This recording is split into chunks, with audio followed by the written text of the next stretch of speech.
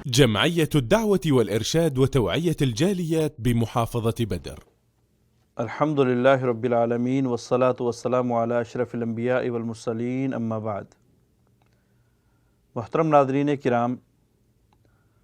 امت مسلمہ کا ایک المیہ یہ ہے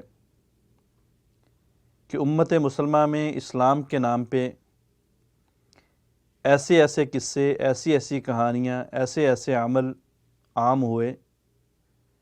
جن کا اسلام سے دور دور کا کوئی تعلق نہیں، اور وہ کام نہ نبی علیہ الصلوۃ والسلام کی زندگی سے ثابت ہیں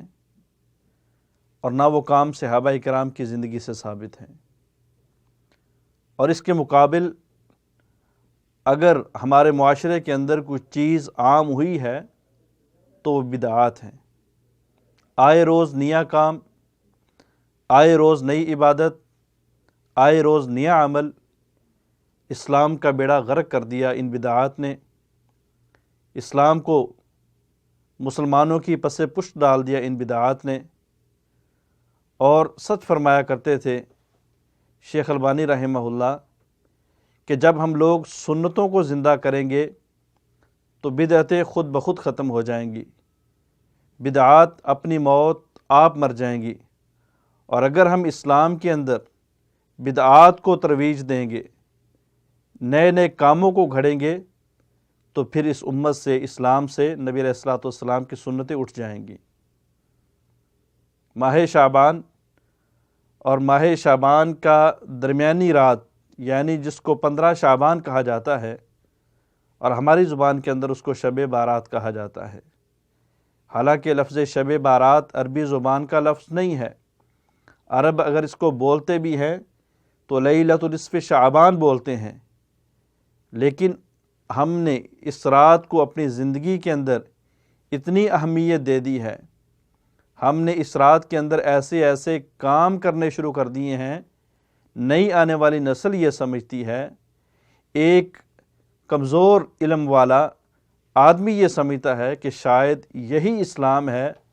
اور یہی اسلام کے کام ہیں۔ اس کو شب بارات کہا جاتا ہے شاید اس لیے کہ اللہ تعالیٰ اس رات کے اندر انسانوں کی بارات کرتے ہیں، انسانوں کو جہنم سے چھٹکارا دیتے ہیں، حالانکہ اگر دیکھا جائے تو یہ کام صحیح احادیث سے ثابت ہے، اور اللہ تعالیٰ یہ کام ہر رات کرتے ہیں،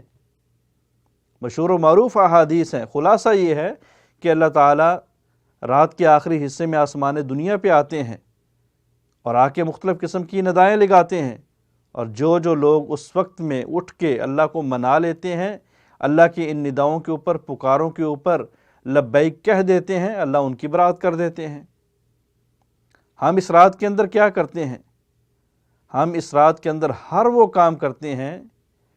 جو مختلف قسم کے گمراہ فرقے اپنا اپنا تہوار منانے کے لیے کرتے ہیں۔ اگرچہ ہم اس رات کو تہوار نہیں کہتے، ہم تو اس کو ایک بڑا مہذب نام دیتے ہیں، لیکن اپنے اعمال کے ذریعے یہ ثابت کر دیتے ہیں کہ جس طرح کرسمس کے موقع پہ کیا جاتا ہے، جس طرح دیوالی کے موقع پہ کیا جاتا ہے، اسی طرح اس رات کے اندر کیا جاتا ہے۔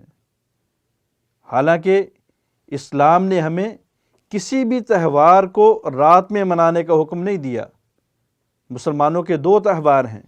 ایک عید الفطر ہے، ایک عید الاضحیٰ ہے۔ دونوں کا آغاز، دونوں کی ابتدا صبح میں ہوتی ہے، دن میں ہوتی ہے۔ ہم صبح کو نہاتے ہیں، صبح کو سجتے ہیں، صبح کو سنورتے ہیں،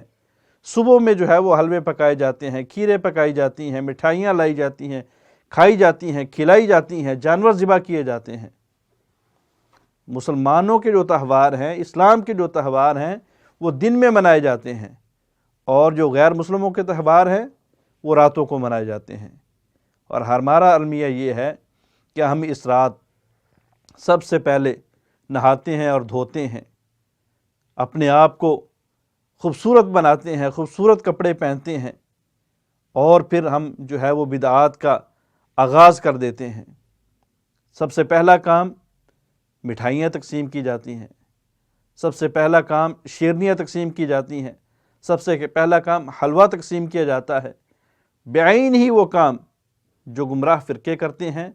ہم اس رات کرتے ہیں۔ اللہ تعالیٰ نے ہماری عبادات کو دن میں کیوں رکھا؟ بہت ساری حکمتیں ہیں، اسلام بہتر جانتا ہے، اللہ بہتر جانتے ہیں، لیکن جو بات سمجھ میں آتی ہے وہ یہی ہے اور عین حقیقت ہے کہ اگر تہوار دن کو منایا جائے جس طرح اسلام نے ہمیں منانے کا حکم دیا ہے تو انسان بہت سارے گناہوں سے دور رہتا ہے، اور اگر تہوار راتوں میں منائے جائیں تو اکثر ان کے اندر گناہ کیے جاتے ہیں اور حد سے زیادہ کیے جاتے ہیں۔